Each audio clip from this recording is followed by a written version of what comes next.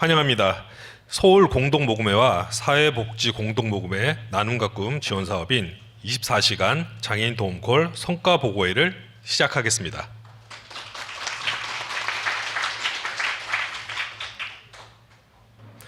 네, 기관 소개가 있겠습니다.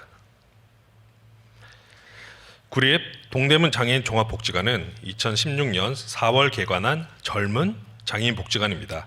장애아동 특수체육 및 치료, 전생애 주기별 문화여가 지원 사업, 장애인 취업 및 고용을 위한 직무지도원 파견 및 위탁 사업, 재가복지 사업, 경사로 설치, PCP를 활용한 당사자 지원의 사업을 활발하게 진행하여 장애인과 비장애인의 사회통합과 장애인의 자립을 지원하고 있습니다.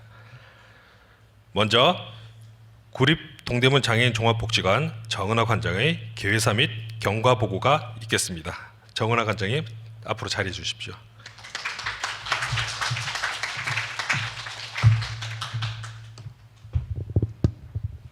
네, 반갑습니다. 정은하 관장입니다.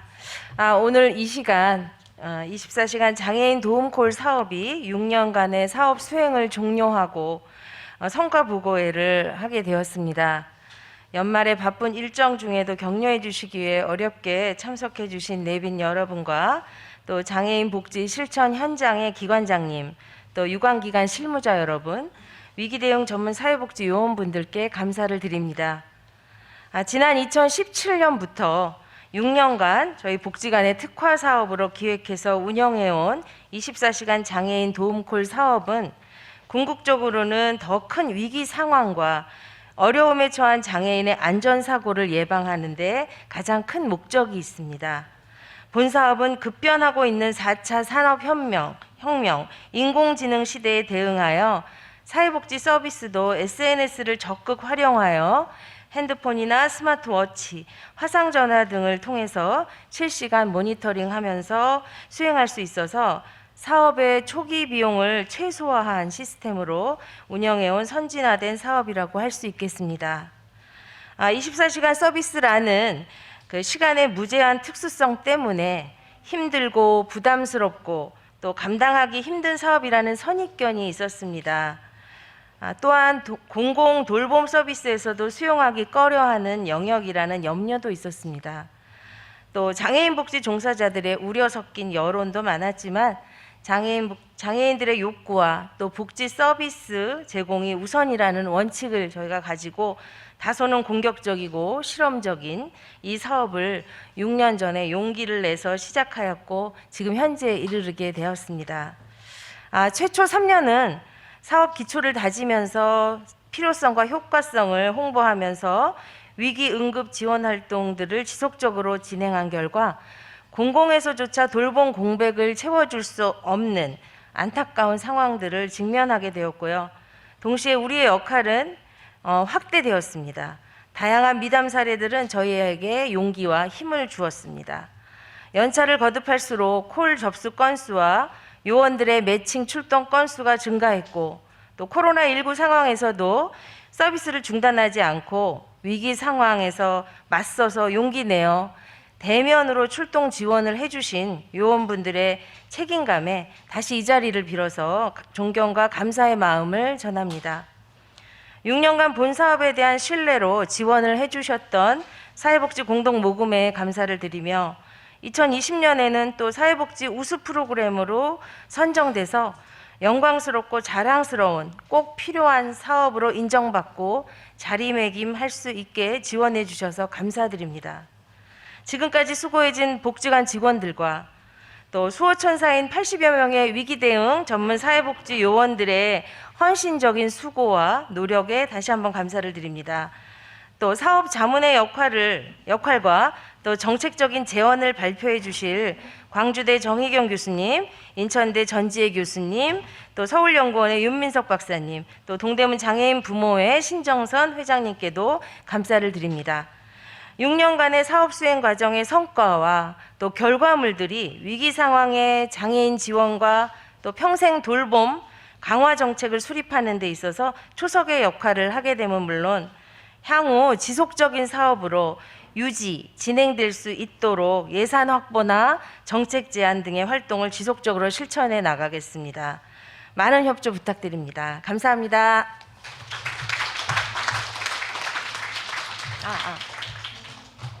이어서 사업이 6년 동안 어떻게 경과로 간략한 설명을 좀 드리도록 하겠습니다. 6년의 경과 보고를 하겠습니다. 저희는 아까 소개했지만 2016년 4월 1일 우리 복지관이 개관하였습니다. 개관 4개월 만에 2017년에 서울 공동모금의 3년의 장기 배분 사업으로 본 사업이 선정이 되었습니다. 3년 동안 사업 수행을 하는 기간 중에 2019 나눔과 꿈 단기 지원 사업에도 또 선정이 돼서 발달 장애인과 비장애 또래 대학생이 뒤로 넘겨주세요. 예. 네.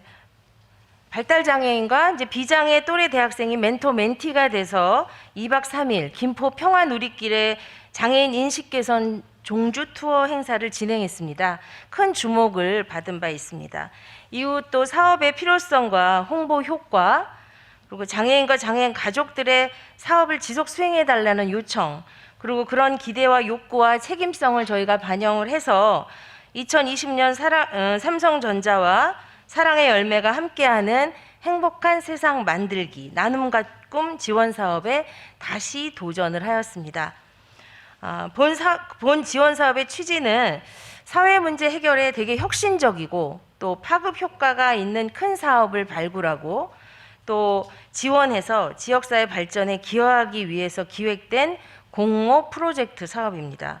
창의적이고 시범적인 신규 사업으로 기존에 시도되지 않았던 혁신적인 사업을 지원하는 목적에 부합돼서 저희 24시간 장애인 도움콜 사업은 2020년에서 2022년 현재까지 3년간의 사업비와 또 전담 인력 인건비를 포함해서 지원이 선정이 됐고요. 현재 이르름을 보고드립니다. 지난 6년간 총 482건의 출동 지원 건수가 있었고요. 또 615명의 양성교육에 참여해서 많은 분들이 교육을 받고 수료를 하셨습니다. 그중에 466명이 또 활동 신청을 해서 현재는 한 80여 명의 그 요원들이 활동을 하고 있습니다. 예산도 한 3억 7,300만 원의 사업 예산이 이제 집행이 됐고요. 그리고 뒤로 넘겨주세요. 하나? 네. 저희 24시간 도움콜에 대한 정책적인 제안을 할 때 다시 한번 또 말씀이 나오겠지만 저희 사업의 차별성을 6가지로 다시 한번 소개시켜 드리면 24시간 전화를 수신한다라는 이용 시간의 한계를 극복했다라는 점이 있습니다. 그다음에 장애인 이용자한테 찾아가는 서비스를 했다는 점입니다. 서비스 이용의 그 가능 지역을 극복했다는 점에서 또 의의가 있고요. 그다음에 서비스 대기 시간이 극복됐다라는 거. 다른 공공 서비스는 접수하고 상담하고 또 그 재산이나 모든 부분들을 조회해서 거기에 적합한 이제 대상자를 선정하지만 저희는 그 현재 상황에 즉시 상담을 해서 기본적인 상담을 끝내고 바로 출동하는 그런 대기 시간의 극복이라는 점에서 차별성이 있고요. 그다음에 SNS를 활용했다라는 그런 점에서 전담 기구나 인력을 되게 많이 그러니까 절약을 했다는 점도 있습니다. 그다음에 사회복지 전달 체계를 극복했다는 점인데요. 사회복지사로 자격을 취득하고 공부를 하다가 취업을 했다가 경력이 단절된 분들도 많고요. 또 사실 미취업을 하고 있는 그런 중장년층의 사회복지사들도 많이 있습니다. 그런 사회복지 인력들이 이 사업에 되게 폭넓게 참여를 해주셨습니다. 그다음에 2인 1조로 안정적인 저희가 출동 환경을 조성해서 2인 1조로 나가서 활동을 하셨고 그래서 낮은 사업비 투입에 비하면 이용자들한테는 되게 높은 만족도를 준 그런 사업이라고 할 수 있겠습니다. 네, 이렇게 간략히 경과 보고를 마치도록 하겠습니다. 감사합니다.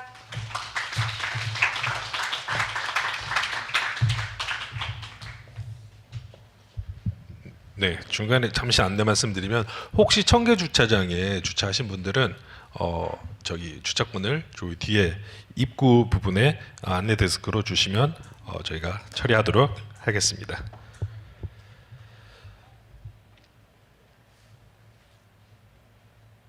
저희 그 골프나 테니스에서 한 해 4대 메이저 대회를 모두 석권하는 일을 그랜드슬램이라고 합니다. 그 24시간 장애인 도움골 사업은 각 지방 공동 모금회와 중앙 공동 모금회를 연속으로 3년씩 지원받으면서 공동 모금회의 그랜드슬램을 달성한 사업입니다. 그만큼 이 사업의 필요성과 효과성이 인정된 것이라고 그렇게 할 수 있습니다.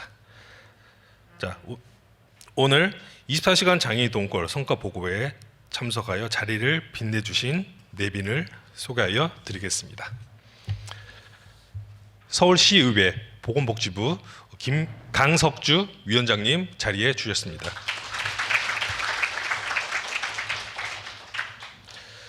사회복지법인 동안복지재단 조병욱 상임이사님 자리해 주셨습니다.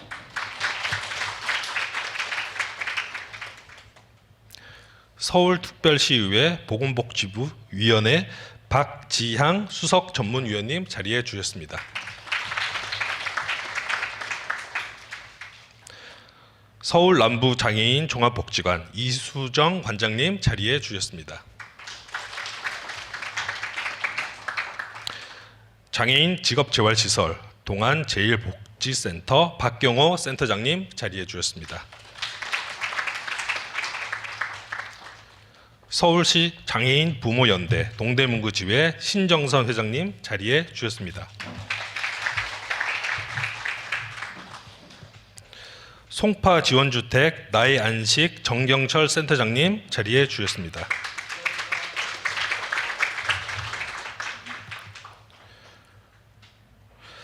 서울시 지체장애인협회 동대문구지회 박칠성 부회장님 자리해 주셨습니다.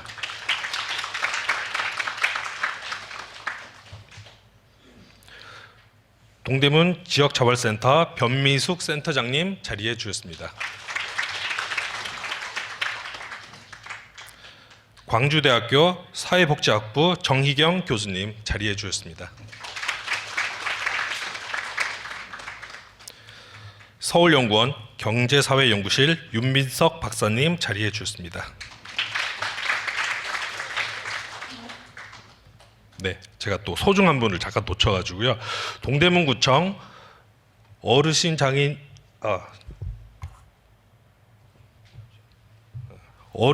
복지과 고갑석 과장님 자리해 주셨습니다.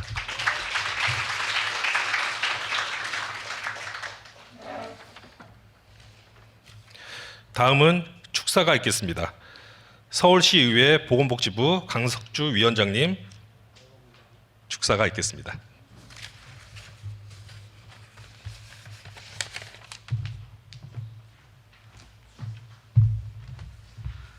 인사드리겠습니다. 서울시의회 보건복지위원회 위원장입니다. 강석주 위원장 소개드리겠습니다.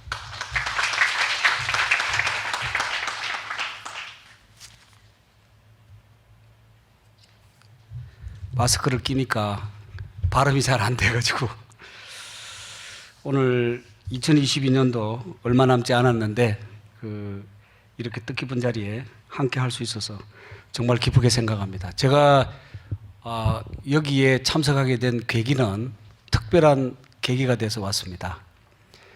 여기 정은하 관장님이 2001년도에 내가 강서구에서 종합사회복지관장을 할 때 부장을 했습니다. 저 같은 복지관에서. 그런데 지금까지 20년 동안 이 사회복지계에서 저도 사회복지계 활동한 지가 한 30년 된 것 같은데 한 20년을 이상을 쭉 지켜봤는데 굉장한 뛰어난 인재로 제가 생각하고 서로 상부상조하고 또 학교에 제가 오랫동안 있었는데 학교에서도 정은하 관장이 관장하기 전에 학교 교수로 그렇게 또 발탁을 해서 같이 계속 학교에 있으면서 학교를 운영하는 그룹에 복지재단이 또 한 두세 개가 있습니다. 거기에 계속 이사로 또 활동도 하고 그래서 이 사회복지계에서 계속 활동하고 필드에서 좋은 프로그램 만들어내고 관리하고 이걸 지켜봤기 때문에 자랑스럽게 이 자리에 내가 정은하 관장을 축하하기 위해서 이 자리에 왔다는 것을 먼저 말씀을 드리겠습니다. 24시간 장애인 도움콜 사업 보고 한번 의회에 가져와서 설명을 하는데 굉장히 부끄러운 마음이 들었어요. 일개 복지관에서 해야 될 게 아니라 이 사업이 서울시 25개구에 센터화가 돼서 해야 되는 거 아닌가. 우리가 25개 그 구에 활동보조센터들이 많이 있잖아요. 그래서 활동보조사들이 많이 활동을 하고 있는데 이거와 24시간 그 우리가 장애인 도움콜하고의 유사성은 별로 그 찾아보지를 못했다 하는 것을 제가 또 느끼게 됐고, 그래서 이거 어떻게 사업을 했느냐 하니까 6년 동안 공동모금에서 이제 한 3억 정도를 지원해서 했는데 이 사업이 끊기게 생겼다는 거예요. 그래서 올해 사업 보고를 마지막으로 예산이 지원이 안 돼서 이 사업을 종료를 해야 되겠다 이렇게 해서 고민 끝에 이제 우리 집행부하고 의논을 좀 했습니다. 해서 여기 도와준 그 우리 수석 전문위원 이분이 시에는 과장급이죠. 굉장히 뛰어나신 분인데 의논을 좀 해가 이거 좋은 방법 없냐 하니까 집행부하고 그 상의를 한 결과 이게 시립이 아니고 또 구립으로 운영이 되기 때문에 동대문 종합 그 장애인 종합복지관을 뚝 찍어서 이 사업을 해줄 수가 없어서 공모 사업을 한번 해보자. 이렇게 하면은 24시간 콜 하는 데는 19개 그 서울시내 장애인 복지관이 있는데 없거든요. 그럼 동대문 장애인 복지관만 신청할 거 아니에요. 그래서 공모 사업을 해서 이번에 1억을 본예산에다가 우리 위원회 정액안으로 해서 지금 예결위원회에 넘어가 있는데 이거는 반드시 통과를 시키려고 하고 있습니다. 통과시킬 겁니다. 그래서 좀 더 내년 한 해 더 지켜보고 내년도에 이제 이 사업을 진행되는 것을 계속 이제 우리 위원회에서 좀 모니터링을 해가지고 이 집행부가 지속적으로 이제 센터화 시켜가지고 하는 거. 정말하자면 동대문 장애인 복지관에 24시간 도움 콜 부설 센터화 시킬 수 있는 방법을 한번 제가 아이디어를 좀 내서 한번 집행부하고 오늘 해보려 하는데 마침 우리 동대문 구청에 우리 과장님이 오셨는데 이거 하려면 과장님이 또 도움이 많이 필요할 것 같습니다.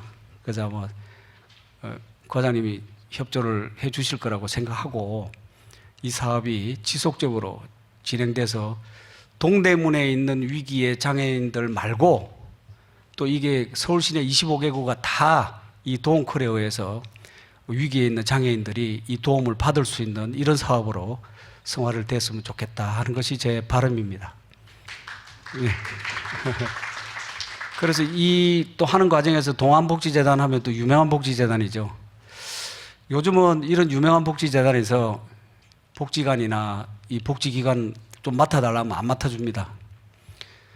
그동안에는 한번 해보겠다고 신청하면은 시민사회단체 쪽으로 많이 그 위탁을 해주다가 보니까 건실한 복지재단에 신청을 해도 이 위탁 신청을 해도 탈락이 되기 때문에 자존심 때문에 안 한다. 이런 제보가 이번에 11대 의회 7월 1일 날 저희들이 임기가 시작됐는데 굉장한 제가 민원을 많이 받고 있습니다. 그래서 이걸 전면적으로 2023년도는 한번 다 펴놓고 어디에서 무엇이 잘못됐는지를 좀 전면 개편을 해서 정말 건실하고 복지다운 복지의 그 마인드가 있는 재단들이 이런 좋은 사업과 좋은 기관들을 운영할 수 있도록 좀 개혁을 한번 해보려고 하는 것도 우리 위원회의 또 바람입니다. 그래서 오늘 여기 상임이사님은 나오셨는데 곧 그 재단 이사장님이신 목사님하고 상임이사님 좀 제가 점심 식사라도 대접할 테니까 한번 시간 내서 우리 위원회를 한번 오십시오 하고 제가 초대를 또 개인적으로 했습니다. 그래서 앞으로 그 동대문 장애인 종합복지관이 이 6년간의 성과 보고와 정책적 재원을 통해서 향후의 사업 방향을 잘 정해가지고 계속해서 이 사업이 성화되고 이 지역사회에 뿌리를 내리기를 바라면서 축사에 가름하면서 2022년 이제 한 달이 채 남지 않았습니다. 여러 분야에서 활동하시고 특히 우리 장애인 단체나 부모님 단체들 많이 오셨는데 저희들이 지금 많이 그 의회 차원에서도 어떻게 효율적인 지원을 할 수 있는가를 고민하고 있고요. 또 오래간만에 저 위원장이 그 이 복지에 전공자가 왔다 이렇게 기대를 또 많이 하고 있는데 기대만큼 못 미치는 일도 있을 수 있으니 이해를 넓히 하셔서 혹시 도움을 받을 일이 있으면 언제든지 저희 위원회에 찾아오시면은 같이 고민하면서 해결점을 찾아보겠다는 말씀 드리고 2023년 새해에는 정말 이 사회가 다 어렵다고 그럽니다. 경제도 어렵고 정치적으로도 굉장히 얼어붙어 있는 이런 사회지만 바로 여러분들이 다 녹여주시기를 바라고 새해 복 많이 받으셔서 내년에는 소원 성취하기를 꼭 하기를 바라면서 인사해 가름합니다. 감사합니다.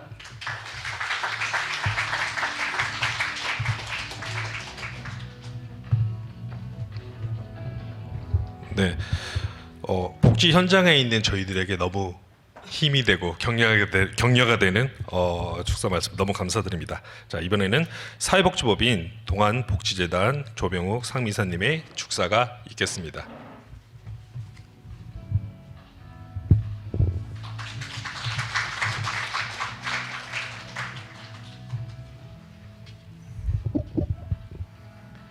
예, 방금 소개받은 사회복지법인 동안복지재단 상임이사 조병욱입니다.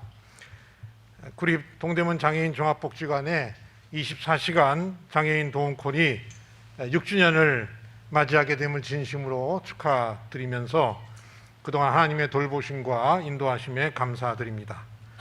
장애인을 도와야 한다는 생각은 누구나 다 막연하게 다 가질 수 있습니다. 그렇지만 장애인 또는 그 장애인 가족에게 예기치 않은 위기나 또 긴급한 도움이 필요할 때 즉각적인 출동 지원, 또 그것도 24시간 언제든지 지원하기가 말처럼 쉬운 일이 아닐 텐데 지난 6년이라는 긴 시간 동안 한결같이 맡은 소임을 다해 주셔서 오늘의 큰 성과를 이루고 장애인 복지관의 대표 사업으로 자리매김되기까지 애써주신 관장님을 비롯한 모든 직원 여러분들의 노고에 깊이 감사드립니다.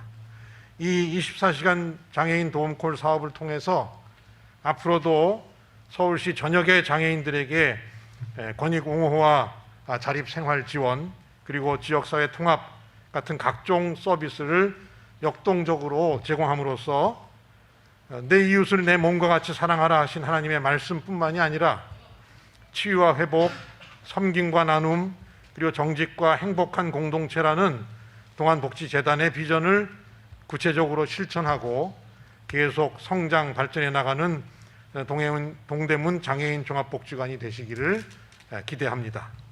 끝으로 이 사업을 처음으로 기획하고 오늘까지 뿌리내리도록 온 힘을 다해 섬겨주신 우리 서명희 팀장님 정말 수고 많이 하셨고요. 함께해 주신 담당 사회복지사님들과 또 위기 대응 전문 사회복지요원 여러분들께도 특별히 감사드립니다. 그리고 동대문 장애인 종합복지관 모든 직원들의 열정과 헌신을 응원하겠습니다. 감사합니다.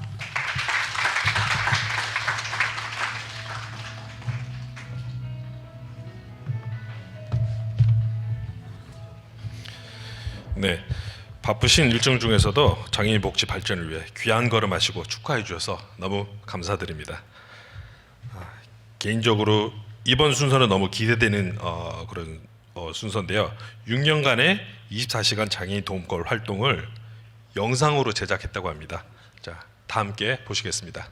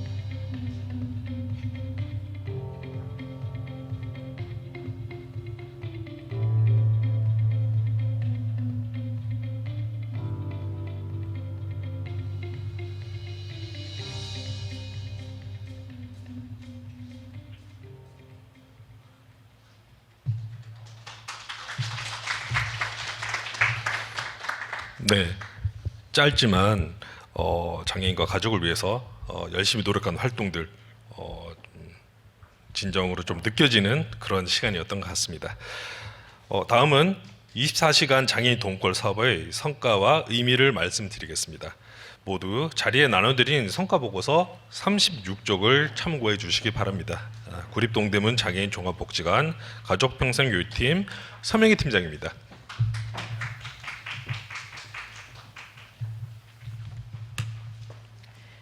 네, 성과 보고를 드리겠습니다. 먼저 성과 보고는 제가 혼자 하지만 저 혼자 이 사업을 하지 않았습니다. 지금도 전화를 받고 있는 전담 요원이 있습니다. 이현정 사회복지사를 소개해 드리겠습니다. 뒤에 있습니다.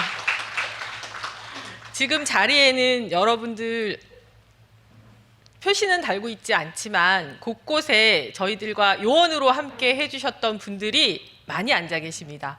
혹시 일어나시라고는 제가 하지 않겠습니다. 손 한 번만 흔들어 주시면 요원분들, 신정선 회장님도 저희 요원이십니다. 요원분들 손 한 번만 흔들어 주십시오. 네. 이분들은 각 기관의 담당자이고 사회복지사이지만 퇴근 후에 그리고 주말에 저희와 함께 일해 주셨습니다.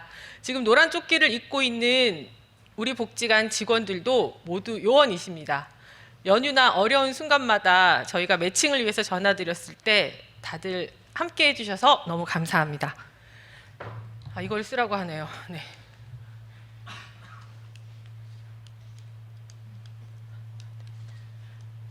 넘겨주시기 바랍니다. 안 돼. PT 한 번만 넘겨주십시오. 저는 이 사업이 필요성과 목적이 나와 있지만 네, 책자에도 다 있습니다. 사실은 이 사업은 저와 제 가족을 위해서 만들었습니다. 낮에는 잘 놀다가 밤마다 열이 나고 아픈 아이들, 주말엔 꼭 전화해서 아프다고 오라시는 부모님, 그리고 어떤 일이 있을 때마다 제가 달려가야 되는데 전 근무를 하고 있었습니다. 그때마다 누군가 나 대신해서 신분이 정확한 분이 달려가 주시기를 간절히 바라는 순간이 너무 많았습니다. 그때마다 이런 게 사업으로 있었으면 좋겠다. 제발 누가 필요했을 때 신원을 알 수 있는 그런 사람이 무료로 24시간 전화를 받고 2명이 달려와 준다면 내가 사회복지사로 서울시에서 사는데 너무 큰 도움이 되겠다. 이런 간절한 마음을 담아서 이 사업을 만들었습니다.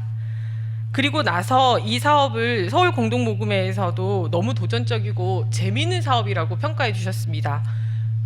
죄송해요. 이거 넘겨주세요. 네, 이 사업은 굉장히 간단합니다. 37쪽에 다 소개되어 있습니다. 보시면 알겠지만 전화를 하면 2명이 요청한 곳에 뛰어가서 무료로 사업을 제공해주고 모든 활동은 전화로 실시간 사진으로 증명하고 있습니다. 사업 성과는 이렇습니다. 네, 처음은 1,650만 원으로 시작했지만 지금은 1억 1,000만 원의 사업비를 다 쓰고 있습니다. 그리고 여기는 지금 480명 정도인데요. 지난달로 500건을 이미 돌파했습니다. 6년간 500건의 서비스를 제공하였습니다. 이 사진은 저에겐 너무 의미가 있습니다. 1기 요원분들입니다. 제가 이 사업을 기획했을 때 말도 안 된다. 누가 밤에 뛰어가겠느냐. 어려울 것이다. 라고 이야기했는데 동대문 경찰서를 비롯해서 소방서도 있었습니다. 열정 가득한 사회복지사들이 경기도와 서울시에 살고 있었고 그분들이 자원해 주셨던 1기 요원분들이십니다. 또한 이 사업에는 새롭고 도전적인 사업이다. 한번 해보자. 주말에는 서 팀장 대신 내가 전화기를 가져갈게. 해보자. 라고 말했던 고 박종호 관장님이 계셨습니다. 가장 궁금한 건 전화이시죠? 전화는 한 달에 100건 이상 오고 있습니다. 8월 달에는 250통 정도 전화가 왔습니다. 하루 평균 5건에서 10건 정도의 전화가 오고 있습니다.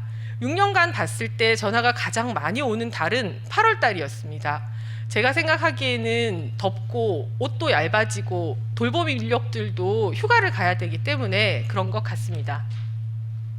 말씀드린 것처럼 10월 말까지, 올해 10월 말까지 482건, 지난달까지 500건 이상의 사업을 진행하고 있습니다. 요구하신 분들을 보면 남자분들이 65%로 많습니다. 연령대는 70세 이상, 60대, 50대, 20대가 각각 15%를 차지하고 있고요.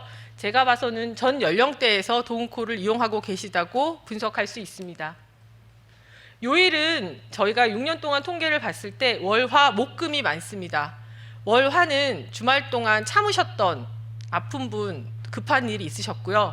목, 금은 주말을 대비하는 분들이 많으셨습니다. 주간과 야간을 봤을 때 24시간 전화를 받으면 야간에 엄청 일이 많을 것이다 라고 하셨는데 현실적으로는 주간이 88%이셨습니다. 장애 유형별로 봤을 때는 지체장애가 약 45%였고 뇌병변 장애가 17%입니다. 결론적으로는 몸이 불편하신 분이 65% 이상 도움콜을 요청하셨습니다. 저희가 했던 사업을 분류해 봤을 때 가정 내 돌봄 지원이 가장 많았습니다. 약 50% 정도 되신다고 보고 싶습니다. 어머님이 편찮으셔서 병원에 가야 하는데 또는 관혼상제, 결혼식, 장례식 등으로 급한 일로 지방에 가야 하는데 내 아이를 집에 두고 갈 수 없다라고 했을 때 저희를 불러주셔서 저희가 가정 내 돌봄을 지원해드린 경우가 많습니다. 다음은 병원 동행이 25% 정도 됩니다. 장애인도 병원에 갈 때 혼자서 가거나 활동 지원사와 가지만 그럴 수 없었던 경우가 많습니다. 여기 계시지만 조효식 요원께서는 4층에 엘리베이터가 없는 곳에서 노모를 열심히 지원해서 병원을 다녀오고 계십니다.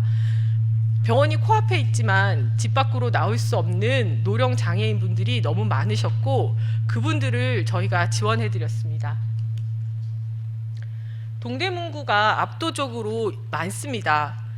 아마 저희가 동대문구에 있기 때문에 홍보도 많이 했고 지역 사회복지기관과 연계를 많이 한 덕분인 것 같습니다. 지금부터는 요원들의 활동 현황입니다. 요원들은 남자분들이 활동을 더 많이 하셨는데요. 이거 요청하신 분들이 남자분이 많기 때문에 동일한 성별로 요청하시는 분들이 많아서 매칭하기 위해서 이렇게 되었습니다. 요원들로 활동해 주시는 분들은 40대, 50대, 60대가 많습니다. 은퇴하신 분이시거나 또는 사회복지사 자격증을 가지고 계시고 기관에 소속돼 있지 않으신 분들 많으십니다. 실제로 봤을 때 기관에 소속되어 있는 사회복지사들은 약 50%고 나머지는 장애인 부모 또는 자격증을 가지고 계신 사회복지사들입니다. 활동 사례는 앞에 영상으로 너무 많이 보셨을 것 같습니다. 이 사례는 저희가 지원해서 시각장애를 갖고 있는 장애인이 대학 면접을 보고 대학교에 합격했고 지금 이 장애인은 사회복지사가 되었습니다. 도움콜의 의미는 더 이상 설명하지 않아도 될 것 같습니다. 요원분들에게는 경험을 쌓고 위기에 대한 지식을 축적할 수 있는 기회가 되었다라는 평이 있었고요. 또한은 사회복지사 자격증을 가지고 있지만 활동할 수가 없다라고 하시는 많은 분들께 일할 수 있는 기회를 드렸다라는 의미가 있습니다.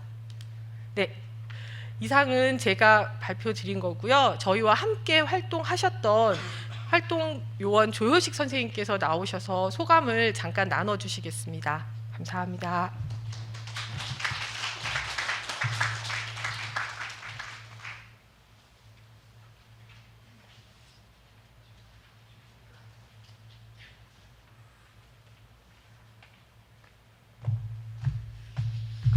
네, 안녕하세요. 저는 이렇게까지 하는 줄 몰랐습니다. 그냥 몇 분 요원들 나오셔서 잠깐 소감 말씀 나눈 줄 알았는데요. 이름이 박혀 있네요. 아, 참. 그 노란 조끼 입으신 분들은 제가 1월 달에 여기 와서 찾아뵀었고요. 요원들은 아마 제가 3월 달에 그 신입 요원들이나 아니면 보수교육할 때 인사를 드렸던 것 같습니다. 사실 제가 그 팀장님께서 말씀하실 때 소감을 좀 말씀해 달라 그래서 평상시에 저는 이제 강의를 하는 사람이니까 저도 이제 강의를 하라 그러면 참 편하게 잘 하겠는데 뭔가 나의 느낌이나 이런 것들을 말씀하시라고 해서 사실 어떤 단어를 선택을 해야 될지 되게 고민이 되더라고요. 근데 좀 전에 앉아서 가만히 이렇게 메모를 하다 보니까 그 생각이 드는 것 같아요. 제가 아마 저한테 이제 이게 제가 이런저런 교육을 할 때 많이 말씀 들으셨겠지만 저도 장애인 단체에서 일을 하고 있지만 사실 장애인분들과 함께 한다라는 게 그리고 그분들의 요구사항을 최대한 반영을 해서 그분들의 의사에 맞는 활동을 지원을 한다는 게 결코 쉽지는 않은 것 같아요. 특히 현장에 나가보면 제가 아까 사례집을 보다 보니까 아마 그 여기 계신 분들은 되게 많이 속상해 하시게 만들었던 그런 이용자분들도 계실 거예요. 그래서 그분의 얘기가 저기 사례집에 담겨져 있더라고요. 그래서 그분이 그 올라왔어요. 도움콜에 이분 지원을 요청합니다라고 올라왔는데 처음에는 이제 저도 갔고요. 다른 분들 몇 분 가셨어요. 근데 그분이 계속 며칠 동안 상황이 생겨서 올라오는데 신청을 안 하시더라고요. 그러니까 신청 안 하시는 상황이 근데 제가 이제 경험을 했으니까 알게 되는 거죠. 저도 이분의 지원 요청에 왜 아무도 답장을 안 할까? 왜 참가를 하겠다는 얘기를 안 할까? 근데 저도 그분을 한 두세 번 하고 난 뒤에 망설여지더라고요. 내가 가겠다라고 얘기하는 게 되게 망설여지더라고요. 근데 사실은 도움콜을 하면서 너무 많이 배워요, 저는. 그러니까 제가 강의를 할 때 어떤 강의 함께 하시는 분들에게 사례를 소개하거나 그럴 때 동대문 얘기를 되게 많이 합니다. 저 같은 경우에는. 그래서 동대문에서 만드는 24시간 도움콜의 제도뿐만 아니라 실제 그 활동을 하면서 느꼈던 그런 것들이나 그리고 다른 요원들을 통해서 또 배우는 점들도 되게 많거든요. 그래서 이 2인이 가서 한다라는 게 어떻게 보면 뭐 굳이 2인까지 이런 생각도 들지만 한편으로는 이게 나만의 방법이 아니라 내가 경험하지 못한 또는 내가 생각하지 못한 다른 방향의 방법으로 또 이용자들과 함께 하고 있는 요원들을 보게 되더라고요. 그래서 또 그분들을 통해서도 배우는 게 있고 그래서 이런 제도 자체가 사실은 개인적으로도 계속 앞에서 말씀하셨지만 정말 필요한 제도다라는 생각이 들고요. 그게 어떤 한 개인이나 한 단체가 아니라 이제 공공기관이 이제 뭐 국가가 이렇게 책임지고 해야 되지 않을까라는 생각도 있습니다. 그리고 마지막으로 하나만 말씀드리면 제가 가장 좋아하는 질문이자 그리고 말씀을 나누는 게 조끼 입으신 분들은 아시겠지만 1 나누기 4라는 질문이었거든요. 근데 저는 그 질문에 대한 답 결국은 한 명이 4명에게 자기의 사랑과 관심을 나누어 줘서 나누기가 숫자가 적어지거나 값이 없어지는 게 아니라 더하기가 되어서 5라는 더 큰 숫자를 만들어내고 그게 우리 삶을 함께 살아가는 더불어 살아가는 방법으로 만드는 길이다라는 것을 동대문 도움콜을 통해서 다시 한번 느끼고 있습니다. 그래서 너무나 감사드리고요. 1년 동안 활동하면서 되게 행복한 순간도 있고 좀 부담스러운 순간도 있었지만 이런 것들이 우리가 더불어 사는 함께 만드는 세상을 나가는데 조금이나마 더 디딤돌이 되지 않을까라는 생각으로 말씀을 마치도록 하겠습니다. 감사합니다.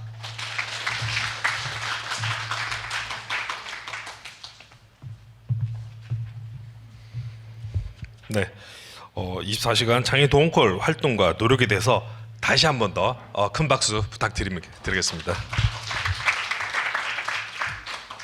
자, 이번에는 24시간 장애인 도움콜 사업의 효과성과 정책적 재현을 위해서 사업을 함께 해주신 장애인 복지 전문가분들께서 발제해 주시겠습니다. 먼저 초기 시작부터 24시간 장애인 도움콜 사업과 함께 해주셨고 자문 교수님으로도 활동해 주신 광주대학교 사회복지학부 정희경 교수님께서 24시간 장애인 도움콜의 효과성에 대해서 발표해 주시겠습니다.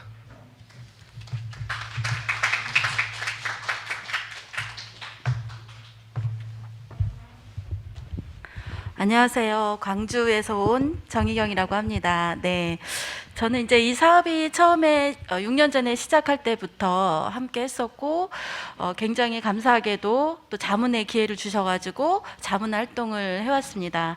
그런데 이제 또 6년의 긴 시간 동안 이렇게 멋지게 사업을 성공한 사업에 대해서 제가 또 자문을 하고 또 정책 제안을 하게 된 거에 대해서 너무 영광스럽게 생각하고요. 그동안 이 사업을 꾸준히 맡아서 진행해 오신 관장님과 서명희 팀장님, 이하 여러분들께 여러분들의 노고에 진심으로 감사드립니다.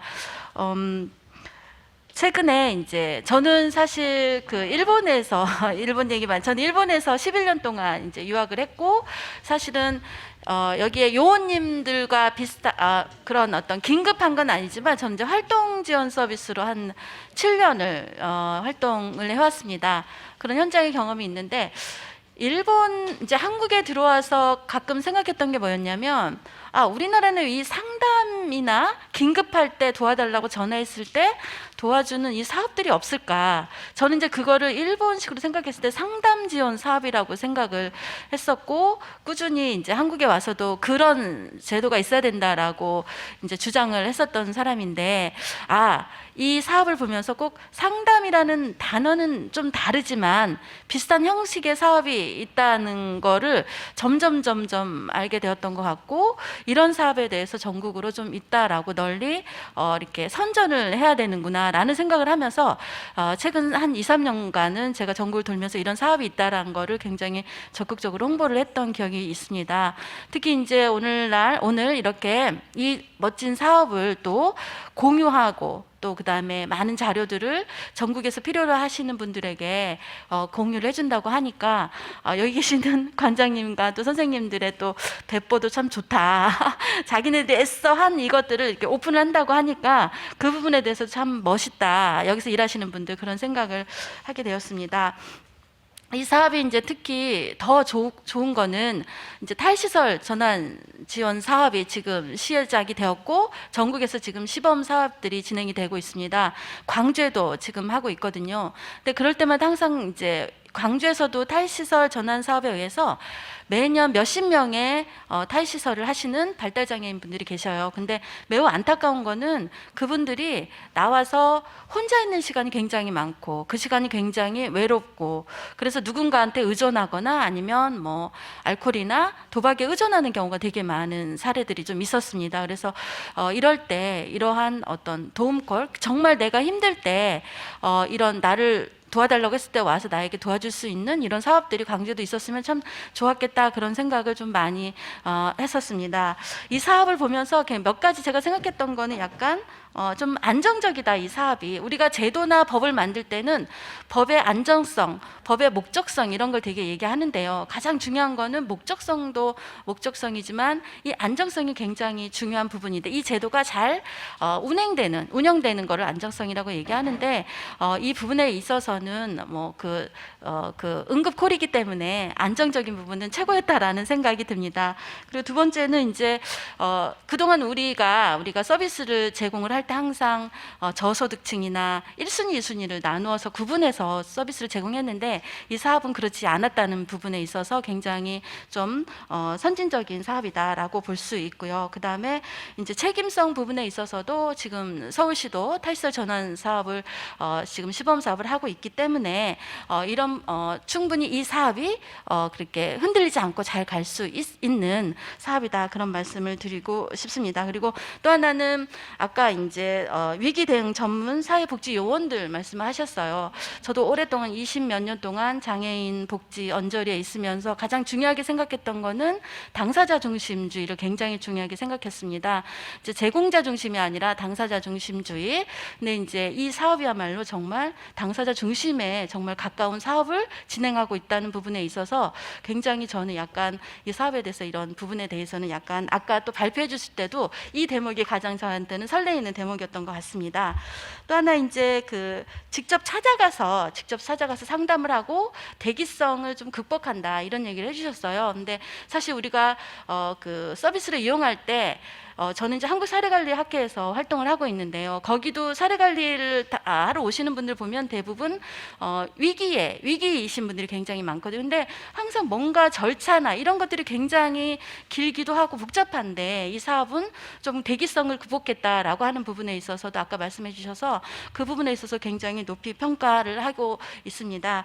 이제 우리의 장애인들은 사실은 제도가 있어도 서비스가 있어도 알고도 못 쓰는 제도들이 있고요. 또 몰라서 못 쓰는 제도들이 있습니다. 그렇기 때문에 전문가들이 직접 찾아가서 서비스를 제공하고 서비스가 있다는 걸 홍보하는 거는 굉장히 중요한 부분인데 이 사업에서 선도적으로 그렇게 하고 있다는 부분에 대해서 너무나 높이 평가를 하고 있습니다.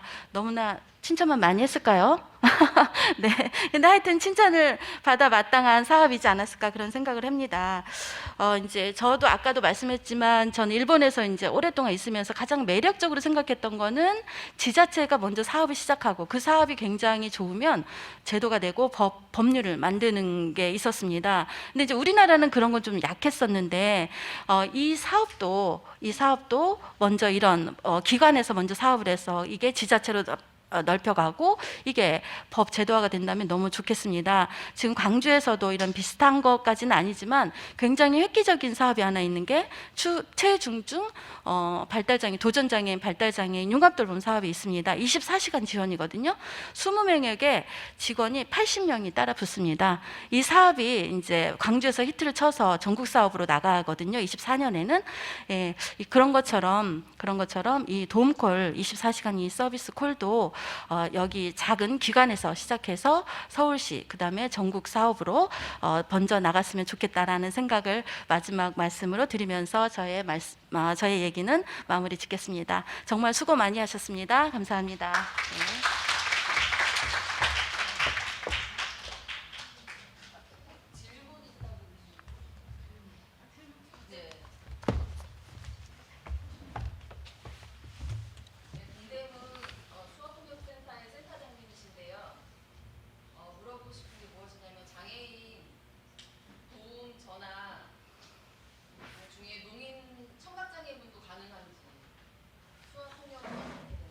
이 사업은 제가 대답할 거는 아닌 것 같아서 다른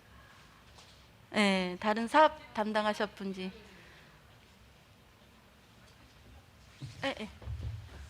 선생님께서 지금 바로 대답해 주실까요? 저희가 원래 질의응답 시간이 따로 있긴 한데 바로 이제 질문이 들어와서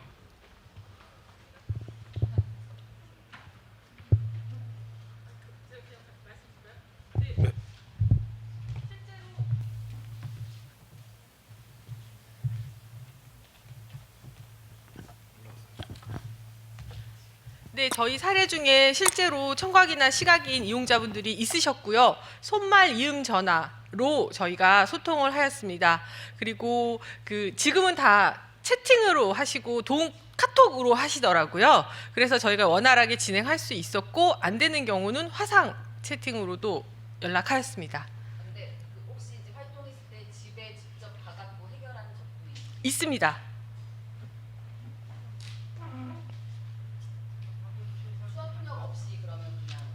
쓰시는 분이셨습니다. 필담으로 진행했습니다.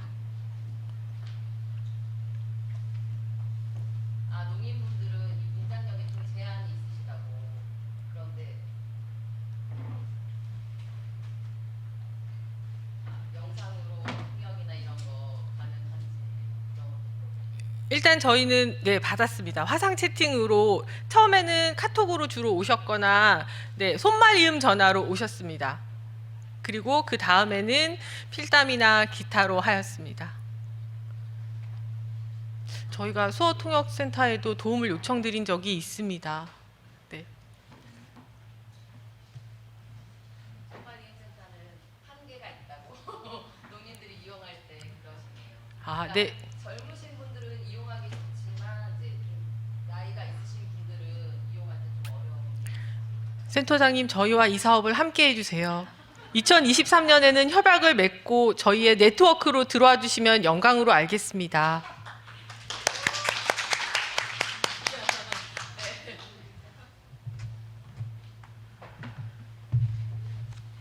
네네. 분위기 좋습니다. 네네. 질문도 해주시고. 네. 자, 다음은 저희 장애인 복지 전문가로 활발하게 활동하고 계시고 24시간 장애인 도움콜 요원 양성교육대 강사로도 매년 참여해주신 인천대학교 사회복지학과 전지혜 교수님께서 발표해 주시겠습니다.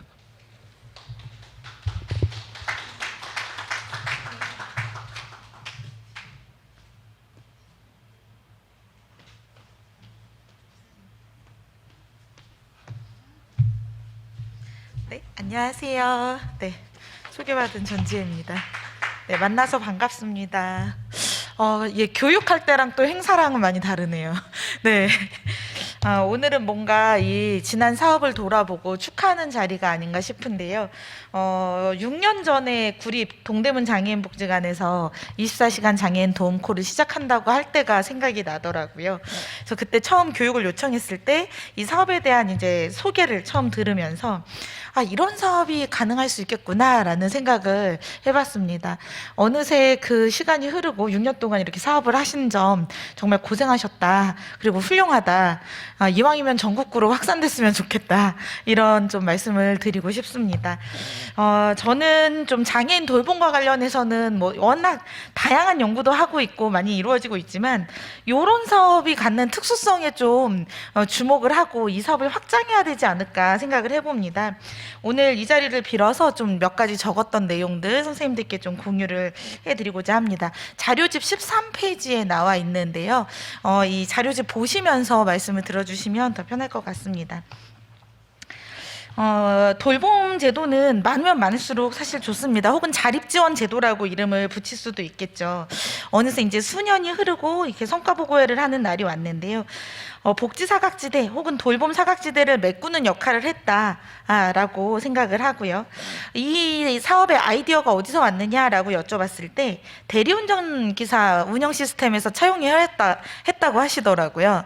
그래서 긴급하게 돌봄이 필요한 장애인이 콜을 하면 이 복지관에서 중개기관의 역할을 해가지고 대리운전 기사를 파견하듯이 요원을 현장으로 즉각 파견해 준다는 것이 가장 큰 특징이었어요.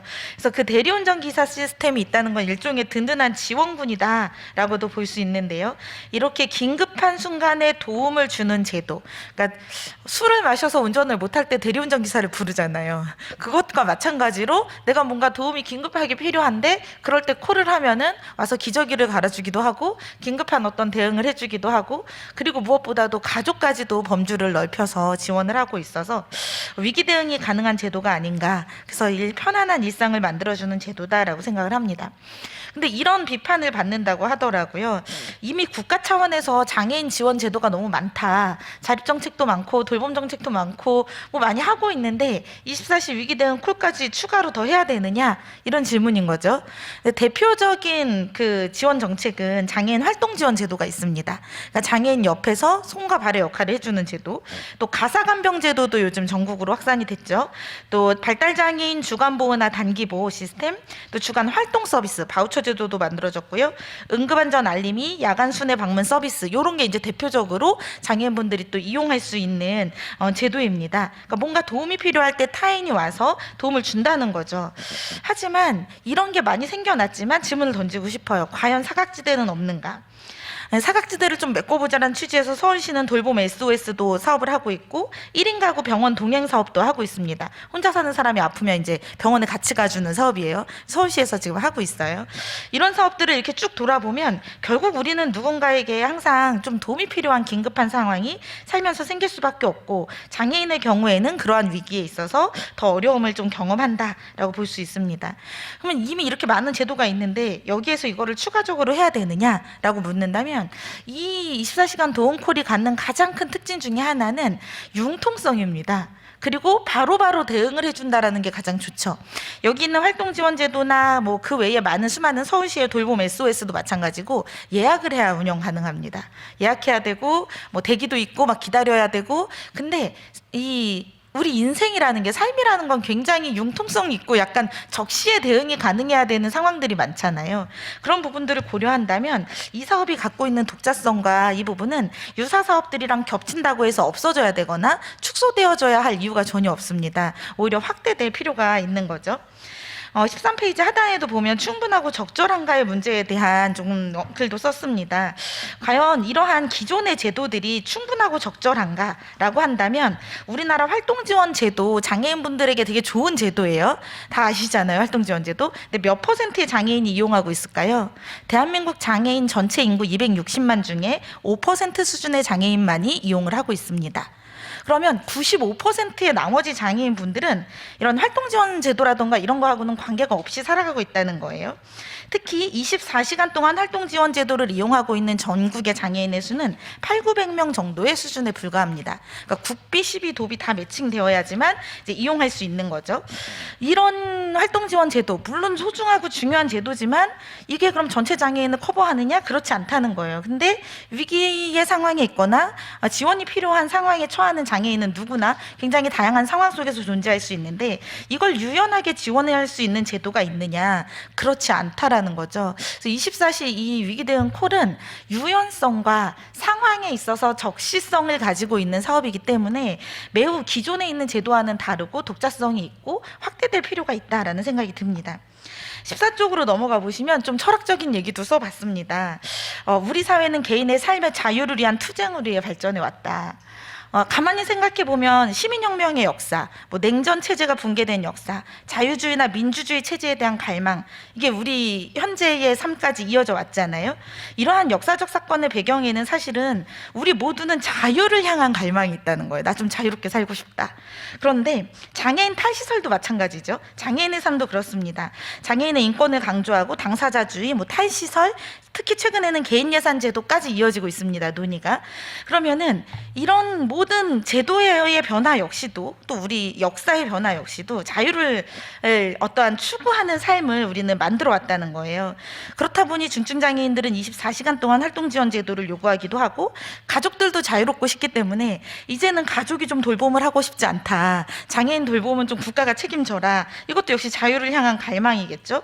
하지만 그 누구도 장애인의 삶에 대한 모든 지원에 있어서 상시 지원을 요청하고 있지는 않습니다. 왜냐하면 장애인 분들도 자유로울 또 권리가 있는 거예요. 예를 들어 체중증 장애인이 아닌 어떤 장애인 분이 항상 누군가가 옆에서 지원을 한다면 그것도 되게 피곤한 일이거든요.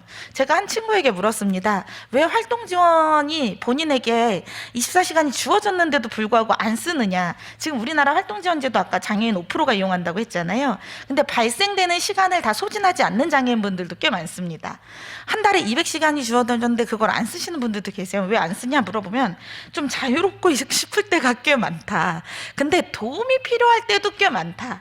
그럼 활동지원사가 저기 숨어 있다가 도움이 필요할 때 완전 나타나거나 이런 구조는 아니란 말이에요. 이게 시간으로 서비스를 제공하는 형태이기 때문에. 그래서 이러한 14쪽 중간 원고에 썼는데 항상 도움이 필요한 것도 아니고 장애인분들이 또 활동지원사와 항상 동행하는 것도 불편한 면도 있고 또 가끔 도움이 필요한 상황은 있지만 대체로 자립적인 상태에 사는 장애인분들, 이게 되게 애매한 분들이죠. 그러니까 항상 도움이 필요한 건 아닌데 그래서 대체적으로 자립적인 장애인 이런 표현을 썼는데요. 이게 장애인의 상황 때문에 이제 어려움을 겪게 되는 이러한 분들은 결국은 삶의 예측 불가능성 그리고 인간의 자유를 향한 어떠한 갈망 이런 모든 욕구가 이렇게 응축돼 있는 거예요. 장애인의 삶에도 우리도 자유롭게 살고 싶다. 근데 동시에 도움도 필요한 거예요. 위기 상황에 있어서는. 그럼 이걸 되게 유연하게 대응해 줬으면 좋겠는데 이 유연한 대응을 어떻게 할 것인가. 뭐 24시 활동 지원이 있으면 과연 이 장애인은 행복하고 자립적인 삶일까? 그건 아닐 거란 말이에요. 또 혼자 있고 싶은 시간도 있는 거고.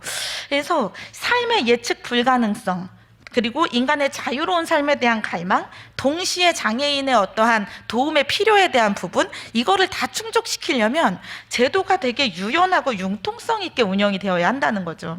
근데 기존의 활동지원 제도나 뭐 돌봄 SOS 이런 건 융통성 있는 대응은 아니에요. 그래서 그 제도들도 기본으로 필요하지만 추가적으로 유연하고 융통성 있는 도움 지원 사업이 꼭 필요한데 이게 24시간 도움 콜이라는 생각을 합니다. 그러니까 사각지대, 구멍을 메워주는 역할을 하는 거죠. 그리고 활동지원 제도를 전혀 이용하지 않는 뭐 95%의 장애인 분들도 나도 도움이 필요한 위기 상황에 처한다면 언제든지 이용할 수 있는 이런 제도가 이 24시 도움 콜이 아닐까 싶습니다. 15쪽에 보시면 이런 내용을 적었어요. 세계보건기구나 유엔 장애인 권리협약에서 장애인에 대한 어떤 장애 개념을 설명할 때 뭐라고 설명하냐면 장애는 상황 속에 있다라고 얘기를 합니다. 그러니까 사람의 몸에 장애가 있는 게 아니라 어떤 상황에 처하고 어떤 상황에 부딪히느냐에 따라서 장애 상태가 증폭될 수도 있고 감소할 수도 있는 거예요. 그러면 상황 속에서 일어나는 장애를 상황을 고려해서 지원을 해야 되는 거잖아요. 근데 우리나라의 장애인 지원 제도는 상황을 고려해서 지원하기보다는 이 장애인 자체의 욕구만 보거나 장애인 자체의 건강 상태나 도움이 필요한 정도, 장애의 정도 이런 걸 가지고 파악을 한단 말이에요. 근데 24시 도움콜의 특징은 상황을 고려하시는 것 같아요. 어떤 상황에 대해서 접수되었을 때 이 사람이 정말 지금 지원이 긴급하게 필요한가에 대해서 빠르게 기관 내부적으로 논의를 하셔가지고 바로 요원을 파견해주는 방식이기 때문에 그 장애인의 어떤 손상 자체만을 놓고 지원을 하는 게 아니라 상황에 좀 초점을 두고 있고 융통성 있게 대응을 하고 있기 때문에 이 제도가 갖고 있는 성과는 매우 크다라는 생각을 해봅니다. 6년간 몇 명이 좀 이용을 했나 봤더니 500명 정도 이용했더라고요. 그래서 6년간 애쓴 거에 비해서는 이 인원만 놓고 보면은 되게 적어 보인다는 생각도 했어요. 그리고 누가 이용했나 제가 들여다보니까 동대문구 이용자가 40% 정도 이용을 했더라고요. 그래서 서울시 전체를 커버한다고 욕심을 내봤지만 아무래도 근거리에 계시는 분들이 좀 더 적극적으로 이용을 했구나 싶어요. 그러면은 이러한 장치들을 이게 여기서만 계속 끌고 갈 게 아니라 서울시에서 이제는 이 사업을 커버하고 그 주체가 되어서 끌고 가야 되지 않을까라는 생각을 해봅니다. 서울시 다산 콜센터가 있잖아요. 여기에서 좀 콜을 받았으면 좋겠고요. 그리고 앞으로 돌봄 SOS 센터도 있지만 좀 운영 모델을 좀 이렇게 체계화를 해서 출동 요원의 자격, 신원 보장에 대한 노력 이런 것도 했으면 좋겠고요. 왜냐하면 이 제도 처음 시행될 때, 이 사업 처음 시행될 때 남자 장애인만 이용했다고 들었어요. 여성 장애인은 밤에 예를 들어서 누가 우리 집에 와서 뭘 도움은 필요한데 낯선 이가 오는 것에 대한 두려움도 있거든요. 그래서 출동 요원의 자격과 신원 보장에 대한 노력 이미 한 6년간 노하우가 쌓였을 거란 생각이 듭니다. 그리고 적극적인 제도에 대한 홍보도 필요하고요. 그래서 서울시가 이 사업을 받았으면 좋겠고, 그래서 저도 한겨레 신문 기자한테 막 20분 넘게 막 이 사업에 대해서 막 이렇게 얘기를 했던 기억이 납니다. 전화상으로. 그리고 나서 기사에 나가고 서울시가 아마 좀 이 사업에 대해서 검토해 보겠다라고 의견을 주셨던 걸로 알고 있습니다. 그리고 만약에 서울시에서 못하겠다라고 나오면 그래도 동대문구청에서라도 구비 사업으로라도 계속해 나가서 좀 동대문구가 장애인들이 정말 살기 좋다더라 이런 좀 소문난 동네가 되면 좋지 않을까 싶은 생각도 듭니다. 지금 장애인분들이 뭐 탈시설 혹은 뭐 자립지원이란 이름으로 이제 지역에 나와서 많이 살고 계시는데요. 서울시가 한 10년 동안 1000명의 장애인이 지역으로 나왔더라고요. 시설에 살다가. 근데 요번에 동대문구가 시범적으로 동대문구 자체적으로 이제 주거에 대한 지원 플러스 서비스에 대한 지원이 이루어지는 걸 지원주택이라고 하는데 요거를 좀 더 종합적으로 운영하는 시범적인 구가 되었다고 들었습니다. 그래서 그럼 그런 것과 이제 더불어서 이 24시 도움콜도 좀 이렇게 키워볼 수 있지 않나라는 생각이 듭니다. 사실 복지부에다가 이 사업을 검토해달라고 저는 얘기를 했어요. 그래서 복지부에서도 여기다 자료를 요청한 걸로 알고 있는데 왜냐하면 활동지원제도 하나만으로 모든 이 지원을 다 커버할 수는 없거든요. 모든 장애인이 24시간 지원이 필요한 것도 아니고 왜냐하면 우리는 자유를 원하는 장애인이기 때문에 자유로운 활동 그러니까 완전히 자립적인이라기보다는 대체적으로 자립적인 상황에 있는 그러나 상황이나 여건에 따라서는 도움이 필요한 면들이 있기 때문에 좀 이런 융통성 있는 제도도 꼭 필요하다라는 생각이 듭니다. 15페이지 하단에 보시면 인간 삶의 예측 불가능성 언제 어느 때 우리가 어떤 상황에 처할지 모른다는 플러스 자율적인 삶에 대한 갈망 이런 걸 고려를 하고 장애인에 대한 지원은 장애인의 상황을 지원하는 것이다 라는 것까지 좀 생각을 한다면 이 적시에 즉각적으로 지원이 이루어지는 24시간 도움콜을 좀 더 전국적으로 확산할 수 있는 방법 이런 것들을 찾는 게 필요한 시기가 아닌가 싶습니다. 애쓰셨고요. 좋은 아이디어를 내셔서 모금의 사업으로 시작을 했고 이거를 이렇게 6년이나 펀딩을 또 끌어다가 하셨는데 지금 이제 펀딩이 끊길 위기에 처했다고 들었어요. 그래서 그 이유는 유사 서비스가 있으니 이제 안 해도 되는 거 아니냐라고 하지만 제가 14페이지 하단에도 유사 서비스랑 다르다 이 얘기를 많이 썼거든요. 소득 기준이 제한되거나 예약이나 대기 시간 복지관이 다른 제도는 길거나 자부담을 내야 되거나 또는 장애인 가족은 지원을 안 해주는 이런 기존의 제도들의 단점들이 있기 때문에 정형화된 기준으로만 접근하는 기존 제도의 한계를 좀 보완하려면 이러한 제도는 꼭 필요하다라는 생각이 듭니다. 힘을 보태주시면 감사하겠습니다. 네, 수고 많으셨습니다.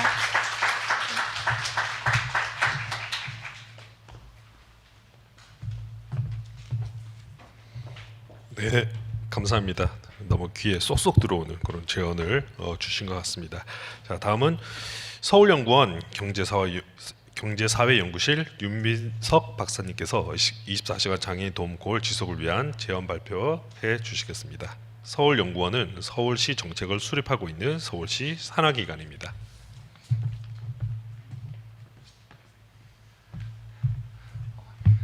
네, 방금 소개받은 서울연구원인 윤민석입니다. 네, 엄밀히 말하면 투자 출연 기관이라고 보통 저는 얘기하는데, 네, 하여튼 네, 산하 기관은 맞고요. 사실 제가 전지혜 교수랑 학교를 같이 다녔는데 보통 저희가 발표를 할 때 전지혜 교수 전에 하거든요. 다음에 하면 너무 묻혀서 네, 저희가 그래서 잠깐 그 생각을 했어요. 왜 먼저 했을까? 네, 근데 일단 네, 서로 영역이 좀 다른 부분이 있어서 네, 일단 저는 그 24시간 장애인 도움콜 사실 저는 참여를 하지 않았지만은 일단 그 사업 관련돼서 계속 얘기는 들었고 진행 상황에 대한 얘기는 들어서 그래도 참 고무적인 사업이라고 늘 생각은 하고 있었습니다.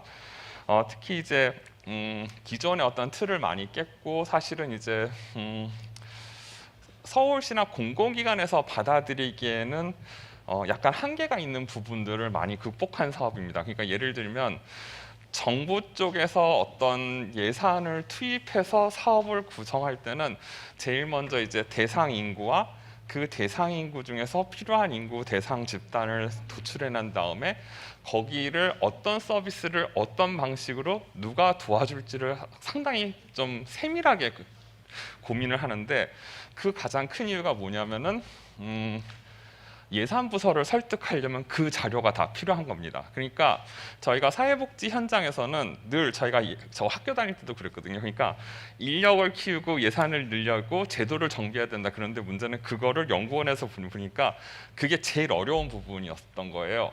근데 그거를 하기 위해서는 적어도 이제 장애인 부서에서 서울시 장애인 부서에서 예산 부서를 설득하려면은 이거에 대한 사업이 얼마 정도가 혜택을 받을 수 있고 얼마 정도의 고용 유발 효과가 있고 어느 정도 예산이면 된다가 나와야 되는데 이게 구체성이 좀 떨어지는 측면이 있었거든요. 그래서 아마 이걸 서울시에서 받기가 쉽지 않은데 아까 그 시의회 위원장님 말씀으로는 1억 정도는 배정해 주겠다고 하시지만은 제가 걱정인 거는 이제 이게 공모 사업이 내년에 정상적으로 되려면은 사실은 1월이나 2월쯤 공고가 나와서 3월에 딱 계약이 돼서 3월부터 쫙 시작을 해야 되는 구조가 돼야 되는데 이게 한 번이라도 어디서 걸리면은 이제 한 6월쯤 시작하면은 6월부터 1년 이렇게 되는 게 아니고 6월부터 고해 말까지 이렇게 쓰는 겁니다. 그러니까 그거에 대해서 약간 고민을 하셔야 되는 부분이 있는 거죠. 그러니까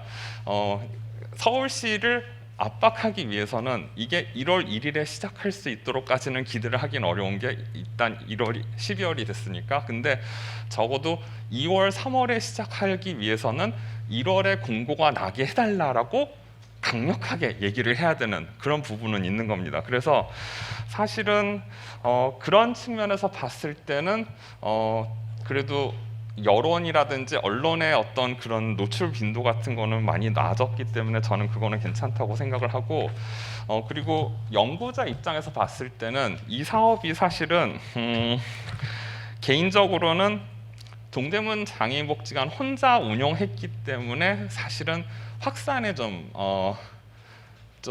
제한적이다. 저는 동대문만 했다는 게 저는 비중이 높았다는 게 저는 좀 이렇게 약간 걸리는 게 6년 동안 하면서 사실은 그 사이에 동대문 말고 다른 장애인 복지관이라 해도 하나 껴서 약간의 컨소시엄 형태로 진행을 했었어야 되는데 그 과정에서 사실은 코로나가 있었기 때문에 못했을 확률이 커요. 제 개인적인 생각은 그렇습니다. 그런데 코로나를 이렇게 차치하고라도 적어도 확산을 위해서는 6년 정도 했었을 때 3년 차 이상이 됐을 때는 다른 복지관을 끼거나 다른 조직들을 껴서 확산을 시키는 노력을 했었어야 되는 게 아닌가 뭐 이런 생각을 해서 그런 고민이 좀 필요하고, 그리고 또 하나는 장기적으로 이런 사업은 복지관 안에 있기에는 너무 이렇게 유연성과 그런 확산성을 생각하면은 복지관 안에 있기에는 상당히 부담스러운 사업이 될 수도 있으면 커지면은, 그러면은 결국 나중에 이제, 왜냐하면 가장 저희가 대표적인 예로 드는 게 서울 노인복지센터 안에 서울시 어르신 취업지원센터라는 게 있습니다. 다 처음 들어보실 확률이 큰데 서울시 산하 부설기관이 복지관 부설기관으로 있거든요. 그러다 보니까 이제 어떤 문제가 생기냐면은 복지관 얘기와 서울시 얘기를 동시에 듣는데 복지관이 우선이 됩니다. 서울시 얘기를 안 듣는 거예요. 좀 순위가 밀리는 거죠. 그러니까 오히려 서울시 입장에서는 얘네들을 빼내야 되는데 빼내려고 하니까 돈도 들고 뭐 여러 가지 절차가 복잡하니까 아예 새로 만들려는 생각을 합니다. 그러니까 복지관 안에 사업이 서울시 광역 사업으로 커졌을 때 겪게 되는 고민을 했을 때 이거를 깔끔하게 내보낼 수 있는 노력을 할 필요도 있지 않을까 뭐 이런 생각을 하고, 세 번째로 생각할 수 있는 거는 민간단체로 발전시키는 방법을 고민해 볼 수 있을 거라는 생각을 합니다. 그러니까 이게 이 사업의 특성은 제가 봤을 땐 관이 개입하면 개입할수록 피곤해져요. 이런 사업은 피곤해지기 때문에 최소화시킬 수 있는 방법을 찾으려면은 초심을 계속 유지하기 위해서는 관의 개입을 최소화시켜야 됩니다. 뭐냐면은 누군가 그 해당 담당 공무원의 마인드나 어떤 생각으로 매번 약간 바뀔 수가 있거든요. 그러니까 이건 결국 처음부터 동대문 장애인복지관에서 생각하고 운영했던 사업으로서 그 초심을 유지하기 위해서는 그런 것도 한번 고민해 보실 필요가 있지 않을까 뭐 이런 생각을 합니다. 하여튼 일단 6년 동안 진행하시느라 정말 수고하셨고, 그리고 참여하신 분들도 정말 대단하신다고 저는 생각을 하고요. 그리고 앞으로도 이 사업이 계속 잘 됐으면 좋겠습니다. 네, 감사합니다. 네.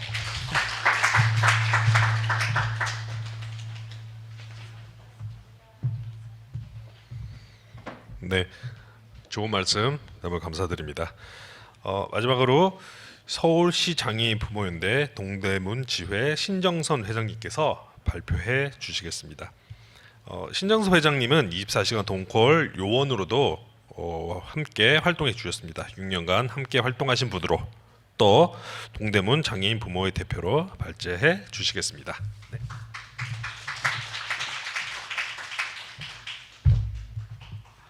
네, 동대문 장애인 부모회장 신정선입니다. 네, 앞에서 너무 교수님, 박사님, 네, 제가 무슨 말을 해야 할까 지금 앉아서 고민을 참 많이 했습니다. 그래서 저는 이제 저희가 동대문 장애인 가족지원센터장도 겸임하고 있지만 부모로서 우리 제도를 이용하는 편으로, 그러니까 그 당사자 부모로서 좀 얘기를 하고 싶습니다. 저희 아이들이 27살입니다. 네. 그래도 저희 아들 지금 강진 아일 다니면서 월급을 받고 있습니다. 네. 한데 지금 저희는 이제 다 발달장애인 쪽으로 좀 얘기를 좀 드리고 싶어요. 발달장애인은 대부분 24시간 케어가 필요한 친구들이 굉장히 많이 있습니다. 물론 뭐 저희 아이들 같은 경우는 잠깐에 혼자 두어도 혼자 생활은 할 수 있지만 대부분이 24시간 케어가 필요한 경우가 많죠. 근데 국가적 제도는 24시간 케어를 지금 뒷받침해주지 않고 있습니다. 그렇기 때문에 긴급한 경우에 돌봄이 굉장히 많이 필요하죠. 네, 제가 지금 앞뒤 두서없이 얘기를 할 거예요. 그래도 그냥 잘 들어주시기 바랍니다. 그다음 저희가 부모 입장에서 알고 있는 돌봄은 제가 가족지원센터에서 하는 긴급 돌봄이 있고요. SOS 돌봄이라고 들었지만 저도 한 번도 이용한 적은 없습니다. 그리고 동대문에도 지금 하고 있는 응급구류라고 3개 정도, 그리고 다른 것도 뭐 1인 가구 아까 교수님이 말씀하신 그런 것도 다 알고는 있습니다. 근데 접근성이 너무 떨어지고 어떻게 이용하는지도 잘 모르겠고 홍보도 많이 안 되어 있고 그런 상황이고요. 그래서 발달장애인이 지금 이용할 수 있는 거는 SOS인데 SOS 같은 경우는 수급자 위주로 많이 진행이 되고 있더라고요. 그래서 그 좀 이용하는 한데 좀 한계가 있고 자부담도 조금 있고, 물론 수급자가 아니신 분들도 이용은 가능한데 자부담이 굉장히 많이 들어가는 것 같더라고요. 네, 그렇게 좀 알고 있고, 저희 가족지원센터에서 진행하는 긴급돌봄 같은 경우는 시간이 좀 한계가 있어요. 연 64시간. 그리고 자부담도 한 10% 정도 있고, 물론 뭐 자부담 수급자가 한 50% 정도 할인을 해주긴 하지만, 그래도 어쨌든 당사자들 부모님들 하기엔 조금 이제 이용에 좀 부담을 좀 가질 수도 있을 것 같아요. 그리고 이 64시간은 더 추가로 이용할 수도 있어요. 구랑 협의해서 이용할 수 있다라고 되어 있어요. 그리고 예산이 근데 또 그렇게 많지도 않고요. 그런 부분이 있고, 이제 응급콜 같은 경우에는 최대 장점이 조건이 없어요. 언제 어디서나 어떤 조건을 달지 않고 해준다는 거, 그리고 요원 두 명이 나간다는 거, 네, 그게 되게 좋은 장점인 것 같아요. 그리고 뭐 시간을 시간 조건도 없고 언제든지 뭐 10시간 연 100시간도 가능할 것 같아요. 막 필요로 한다고 하면. 그래서 그게 최대한 장점이라서 이렇게 좀 더 많이 확대됐으면 좋겠다는 생각을 해요. 저희 발달 친구들 같은 경우는 한 명이 힘든 경우도 꽤 많이 있어요. 그래서 저희 센터에서도 2명이 이제 요원이 이제 나가는 경우도 있긴 하고, 요청에 의해서 2명이 나갈 수 있기 때문에 나갈 수 있는데, 또 이 응급콜에서 조금 제가 보완을 하고 싶은 경우는, 발달 친구 같은 경우는 요원들이 나가서 할 수 있는 친구들이 있고 안 되는 친구들이 굉장히 많이 있어요. 여기 이제 응급콜 같은 경우는 요원이 교육을 받은 요원에 한해서만 지금 활동을 가능한데, 저희 발달 친구들은 에 대해서 잘 알지 못하면 우리 부모님들은 응급한 경우라도 신청을 하기가 좀 꺼려지는 경우가 되게 많아요. 우리 아이들은 되게 다양성이 있잖아요. 그래서 이 아이들이 하는 뭐 도전적 행동에 대해서 모르면 이 응급에서 나온 요원들이 이 아이에 대해서 지원을 하기가 굉장히 어려운 경우가 많이 있습니다. 그래서 그런 폭을 좀 넓혀서 지금 현재 하고 있는 뭐 활동 지원사라든지 뭐 요양보호사, 사회복지도 지금 일을 하고 있는, 현직에 좀 근무하고 있는 그런 분들이 조금 더 할 수 있는 영역을 좀 넓혀주면은 더 많이 우리 이제 발달 쪽 친구들한테 많이 도움이 될 것 같아요. 근데 그런 부분 좀 확대를 하면 좀 좋지 않을까, 뭐 그런 부모로서 그런 생각이 들어요. 그래서 저희 이제 대부분 이제 여쭤보면 이제 응급콜도 이용하시고 가족센터도 이용하시고, 근데 SOS는 이용하시는 분은 못 들어봤어요.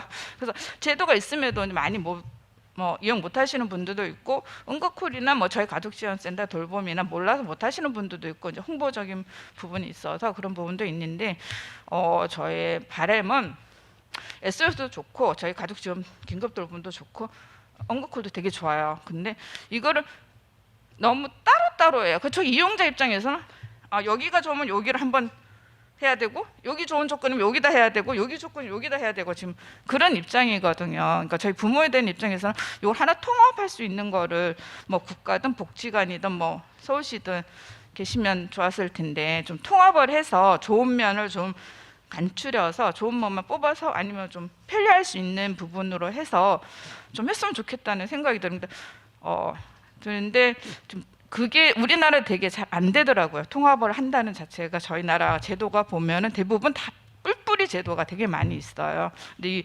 돌봄도 지금 아직도 보니까 대부분 뿔뿔이 제도인 것 같아요. 그래서 이걸 통합해서 한 꼭지로 갈 수 있는 그런 시스템이 되면 저희 이용자 입장에서는 한 곳에 전화하면 필요한 부분을 다 할 수 있을 텐데, 필요할 때마다 수급자는 SOS에 하게 될 것 같고, 또 발달 친구 같은 경우는 가족지원센터는 요원이 지정돼 있지 않아요. 할부하시는 분들이 하셔도 되기 때문에 우리는 그게 좀 더 편하거든요. 우리 아이를 알고 있는 분한테 맡기면 편안하게 저희 이제 다른 뭐 간호상제 이런 분류를 볼 수 있는데, 그렇지 않으면 되게 불편한 부분이 아까도 말씀드렸지만 있어서 그런 부분을 좀 했으면 좋겠고, 이제 저희 센터에도 이렇게 보면 내병변 친구 어머님들이 이용을 잘 안 하세요. 그래서 왜 이용을 안 하세요 물어봤더니, 누워 있는 이제 와상 친구들은 부모님 말고 다른 사람한테 맡기가 너무 힘들다고 하세요.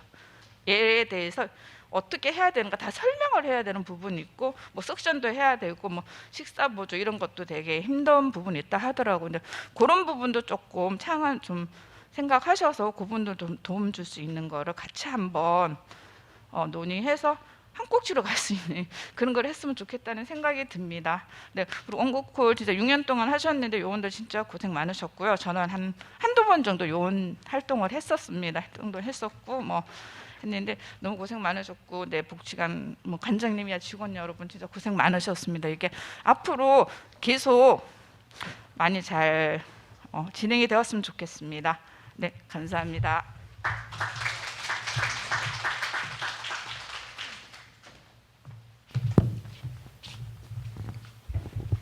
네, 현실적으로 다가오는 이야기 잘 들었던 것 같습니다. 네 분의 발제 다시 한 번 더 감사드립니다. 네, 다음은 질의응답 시간입니다. 24시간 장애인 도움콜 관련해서 궁금하신 점이나 의견 있으시면 이야기해 주시면 됩니다. 질의응답은 동대문 장애인 종합복지관과 지금 발표해 주신 발제자분들 어느 제한 없이 모두 질문해 주시면 됩니다. 네. 네네.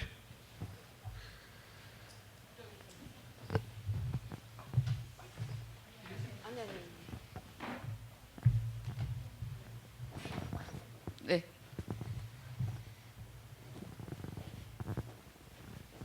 아까 아침에 첫 번째 질문했던 거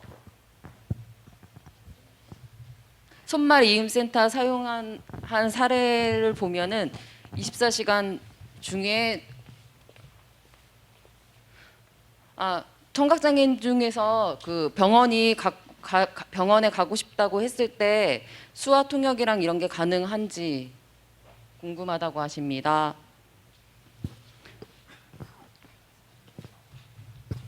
네, 제가 장애- 말씀드리겠습니다. 그다음에 장애인 그 24시간 도움콜 안에 그 수어 통역사 한 사람 배치가 되면은 좋겠다 그러시는데. 네, 좋은 의견 감사합니다.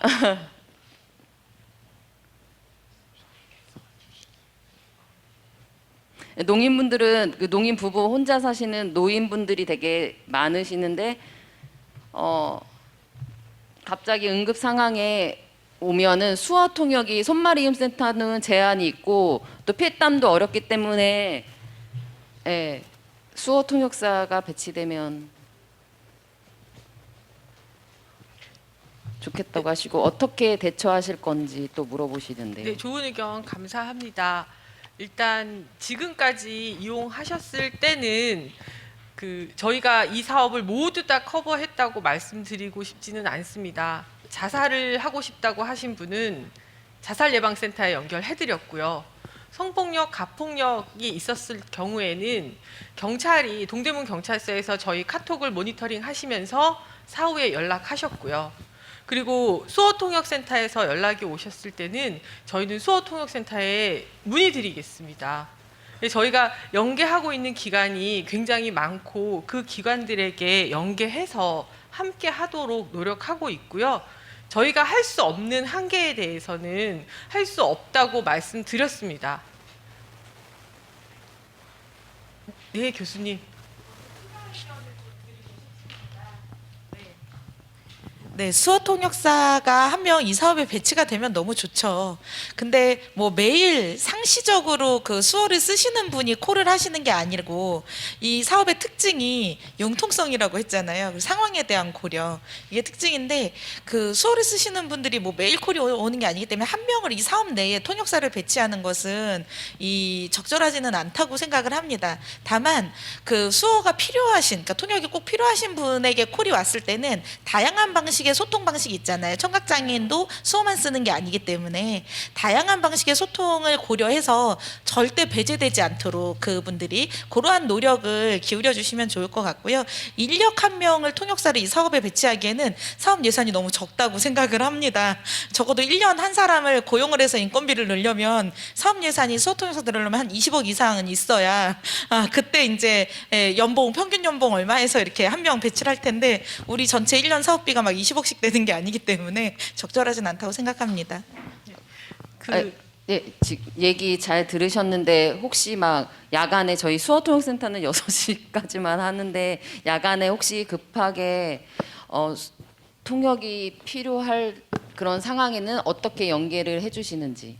저희 말씀드렸던 요원분들 중에 수어 통역 담당하시는 분이 오셨으면 좋겠습니다.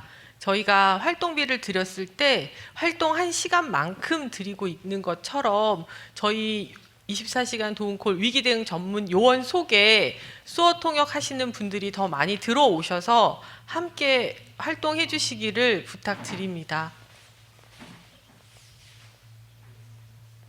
되셨을까요?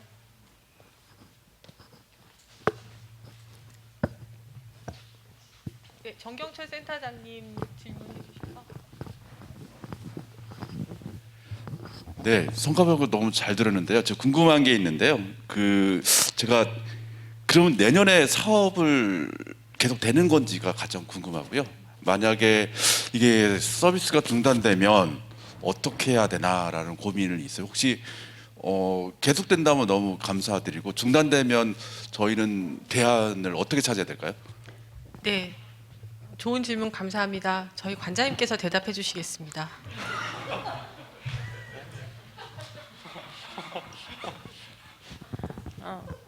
저기 일단 12월로 이번 사업은 종료가 되기 때문에 아마 지금부터 이제 전화가 오거나 그런 경우에는 아마 저희가 그 사업에 대한 종료를 안내를 지금 현재 하고 있는 걸로 알고 있어요. 그리고 이제 위기 상황에 대한 어떤 부분에 대해서는 이제 저희가 이제 아까도 얘기했지만 뭐 시와 구에 많은 요청과 제언을 했었어요. 그래서 이제 아까 다행히 이제 예산을 지금 확보는 해주셨는데 아까 윤민석 박사님도 얘기했지만 이게 다시 시작이 되려면 1월, 2월에 공모가 나고 그거를 이제 뭐 협약 체결이나 서울시와 계약 이후에 사업이 이제 스타팅이 되기 때문에 그래봤자 한 3, 4월일 것 같은데 최대한 하여튼 빨리 사업이 진행될 수 있게끔 그래서 일단은 1년은 어떻게 꺾 갈 수 있을 것 같습니다. 그래서 어쨌든 빨리 시행이 될 수 있게끔 할 거고 그 적절한 안내는 저희가 이제 최대한 할 거고 위기 상황에 대해서는 한번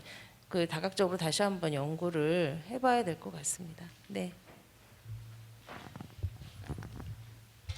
네네 질문. 네, 먼저 하셔가지고. 네, 안녕하세요. 노원 시각장애인 복지관에서 근무하고 있는 사회복지사 김한주라고 합니다. 저도 궁금한 게 있었는데요. 그 센터장님 질문을 들으면서 저도 마찬가지로 궁금했었고요. 그 장애 유형별로 그 이용률에 대해서 나왔었는데 지체 장애인이랑 뇌병변이 많다고 하셨었는데요. 시각과 청각 장애인의 경우에는 6년 동안 각각 4명의 이용자들을 이용을 하셨더라고요. 그래서 여기 뒤에 보면은 이 책자에 조태현 시각장애인 분 외에 청각과 시각 그 이용 사례에 대해서 궁금하고요. 또 한 가지 더 궁금한 점은 위기 대응 전문 사회복지 요원들의 대우.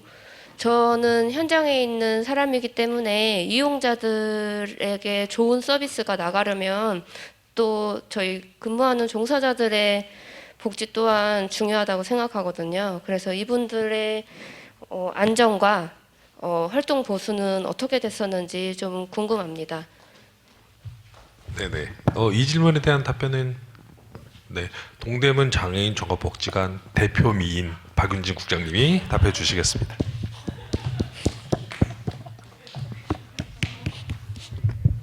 제가 마스크 벗고 하려는데 벗으면 안 될 것 같아서 그냥 쓰고 하는 걸로 하겠습니다.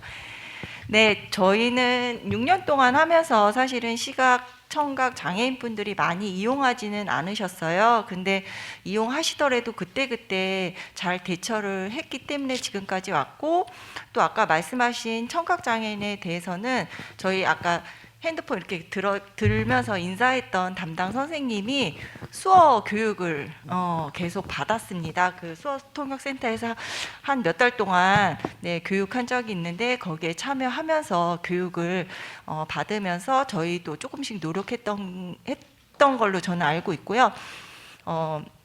실예로 들어서 장애인 부부셨어요. 근데 이제 부인은 지체 장애인이셨어요. 뭐 루마티스 한 40년 정도 앓으셔서 지체 장애인이 되셨고 남편분은 시각이셨어요. 근데 그분이 발목 골절도 되시고 그 다음에 전립선 암까지 걸리신 상황이었는데 그러다 보니까 동네 병원이 아니라 큰 병원을 다니셨던 것 같아요.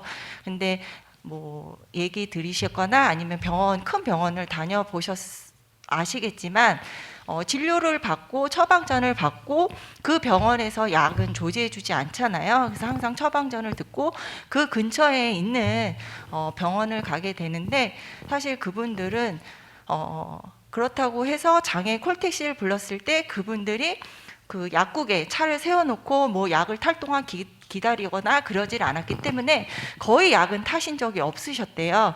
그러다가 저희 이제 24시간 장애인 콜을 알고 연락을 해서 이제 저희하고 매칭이 돼서 이제 그 다음부터는 진료도 편하게 받으시고 약도 계속적으로 처방을 받으시고 조제를 받으셔서 지금까지 약도 잘 먹고 계신다고 하면서 사실 이분은 저희한테 매년 편지를 써주세요.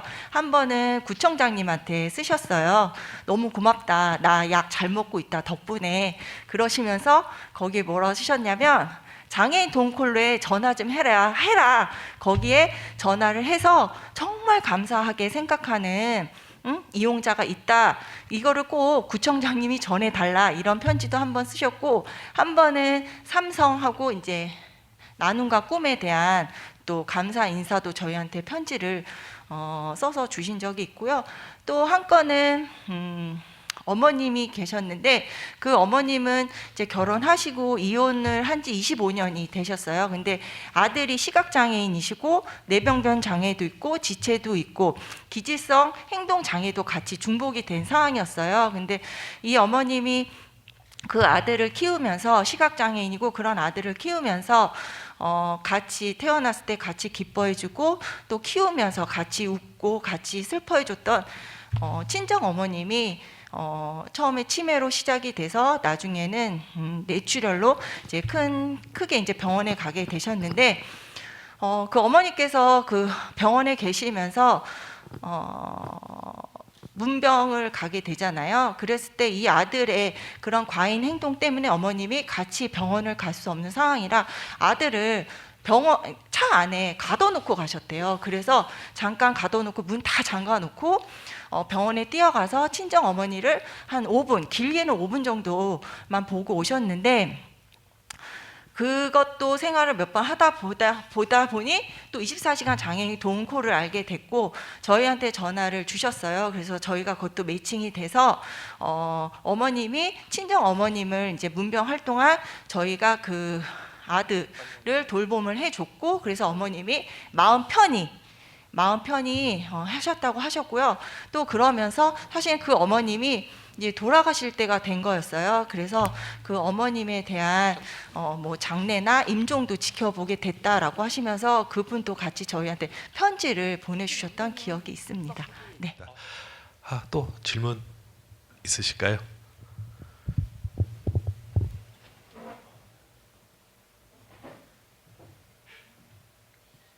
네.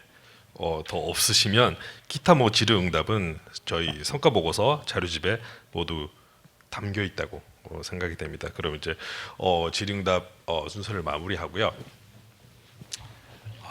혹시나 나중에 뭐 돌아가셔서 뭐 밤에 갑자기 뭐가 생각이 난다 그러면 전화를 주십시오. 저희 이제 대표 미녀 박윤지 국장님께서 답변을 잘 해주실 것 같습니다. 아니면 뭐 서명희 팀장님께서 아니면 저희 관장님께서 친절히 답변을 해주실 거라 생각이 됩니다. 지금까지 24시간 장애인 도움콜 성과 보고에 참여해 주신 여러분들 모두 감사드리고요. 오늘이 절기 중 대설이라고 합니다. 네, 눈이 가장 많이 오는 날인데 지금은 오지 않지만 마음속에 눈은 내리고 있습니다. 혹시 눈 때문이라도 어려운 일이 생기면 24시간 장애인 도움콜 전화하시고 저희 도움콜은 12월까지 공식적으로는 계속됩니다. 24시간 장애인 도움콜 그동안 해온 시간입니다. 6년 2190일 52,560시간 24시간 장애인 도움콜과 함께 해주신 모든 분들께 감사드립니다. 네, 감사합니다.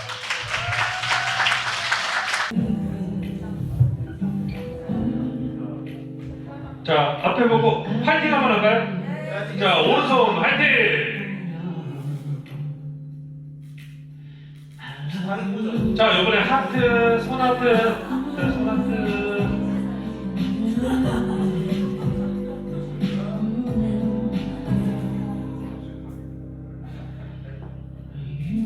자, 마지막 자리 포즈. 전화. 따랑따랑. 전화. 뭐 이렇게 해? 하여튼 자기만의 전화표요. 하나,